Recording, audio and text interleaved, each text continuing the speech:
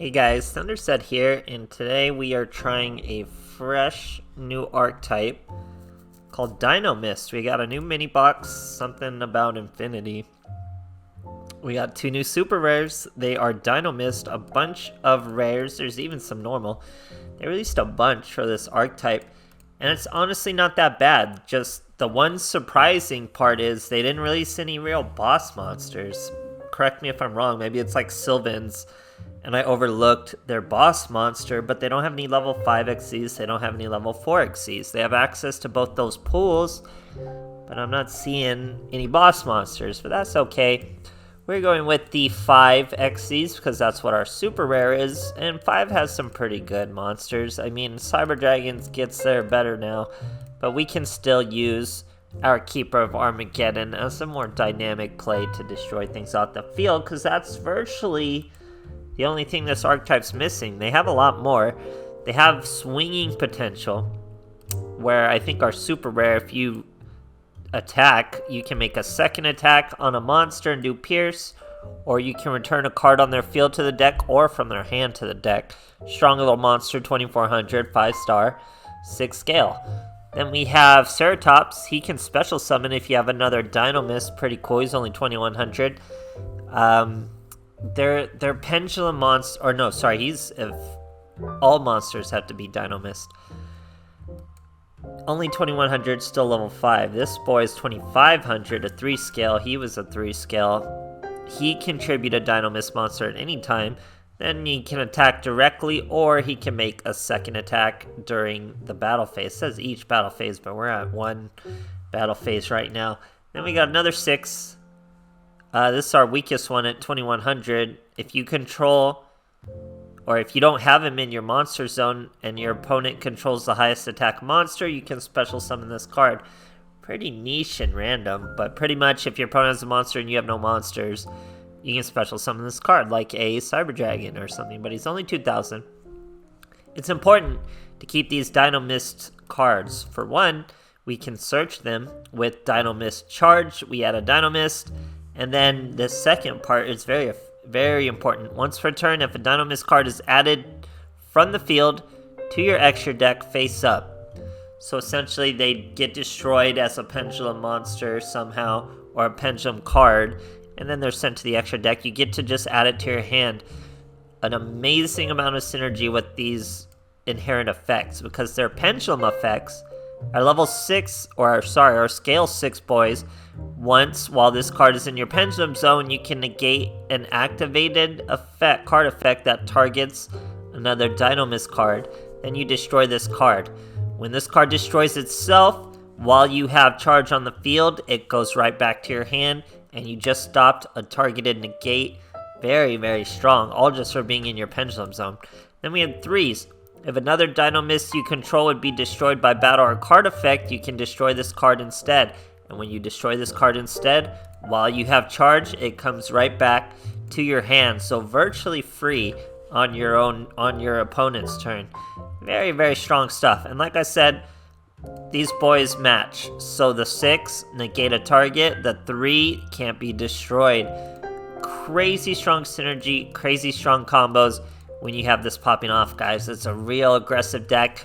They have some inherent defense and they can't be targeted or destroyed. You have great resources with Dinomist constantly returning to your hand, so you're really spamming the field. I'm using other cards from the archetype. These are 5 cards that you could probably cut, especially if I'm using Ties That Bind. We don't really need this field spell. They all gain 300. If a monster you control battles, your opponent cannot activate cards or effects until the end of the damage step. Pretty useful, not core, not needed. So if you want to get rid of these 5 slots and add some of your own stuff, perfectly doable. We're also using this trap though, Dinomist Rush. Special summon one Dinomist monster from your deck. It's unaffected by other card effects. That's really good. But destroyed during the end phase, and you can only activate once per turn. Still not bad. This is actually a really cool trap if you want to keep it. But like I said, you can probably get rid of these 5.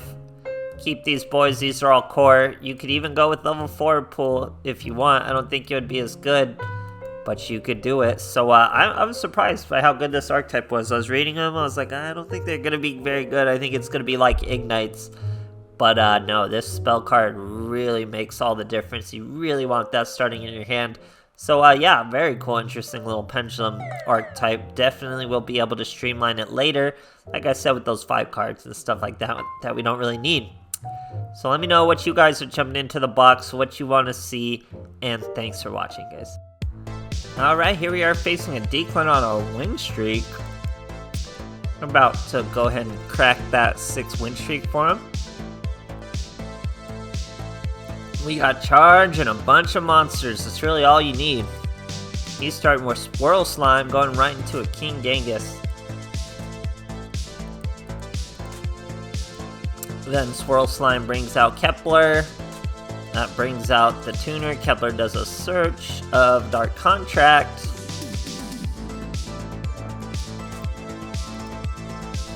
And then he plays the Night Howl and sets the monster. Here we're going to use charge, or not the monster, the trap. Look at all those monsters in our hand. We just got to get our scales right. There's the 3. He's going to try to hit our 3 scale. Guess what? It's added right back to our hand with this charge. So really a bad choice for him, as it's literally right back to our hand. We can play it again. Lost nothing from that. He just got rid of his only instance of disruption. And now we're about to bring a field full of monsters. We still got a 3k boy to get over. So we're going to have to get tricky with our Xyz pool, but that's exactly what it's there for. We get our Armageddon, blow up that Genghis, destroy these 2 monsters. He's in pure top deck mode. He's got a Contract of the Witch. He gets to Procrastinate. That's such a great skill, honestly. Really great skill. Not going to save him, though. Our boy can still destroy that Witch. He's going to use it to destroy our boy. Very rude. We're going to Ties That Bind, though. Can't use any Kiteroids or anything. Not that he has anything. He's just in pure top deck mode. He does that type top deck. It's a Night Howl. Doesn't summon anything. And just kamikazes into my monster. Great, great stuff, guys. Alright, here we are facing that old boy Shark. Still a popular rogue deck. We're going first. Generally want to go second with most decks. This deck does have first turn plays, though, because of all the inherent defense from your pendulum monsters. And this is pretty much the hand you want. Just a charge and a bunch of monsters. We're going to be able to use R6 and R3. Then pendulum summon 2. And they have the full protection of our pendulum monsters. If another Dinomist would be destroyed, destroy this card. If they target you, destroy it, then destroy this card. When these cards are destroyed, we get them back thanks to charge. You'll see in a moment. He sets 1 back though. Ties That Bind. Has a Kiteroid. If we had our field spell, we'd be able to get by that. But it buys him a turn. He's going to Galaxy Cyclone, try to destroy our boy, but we stop him with Triceratops. Now he's going Blazing Mars. That's banishing 3 monsters. Tries to destroy our boy. He does, in fact. But thanks to charge, we had him right back in our hands. So really, there's anything we can use. I think we should have gone with the Spino. Yeah, the Spino is 2500. Should have used him to attack instead of as a 3 scale. Doesn't really matter. We're gonna Xyz into Keeper Armageddon and get over this little Blazing Mars. Of course, that gives him the Regeki Break. He couldn't have Regeki Breaked our boy. That's why I snuck Ties That Bind him while I had 3 monsters, so he could be 2700. And there was no way we weren't getting over that Mars. So this boy, I think, special summoned on his own special summon. Another Kiteroid. Super annoying. But really, just not much more he can do against this kind of deck. Sets a monster. That's definitely not going to do it. As we top deck another monster. Pendulum summon the boy right out. Now, if we time our attacks properly, we could do this really well. We could get about 4 swings in. Should have swung with him. Then we could have used his effect to 8 that boy up. Then he could have swung again. Tons of swinging. Tons of options. Great, great stuff, guys. Alright, here we are facing a little Bandit Keith. We're going second. Oh, I remember this duel. Look at this animal. His deck was so bad, too. He probably virtually never gets his hand. Look at him. He's Bandit Keith, keep in mind. First turn Poly, 3 blue eyes in hand as a bit. He used, look at that, a Poly and 3 blue eyes. First hand, what the heck? We used a charge.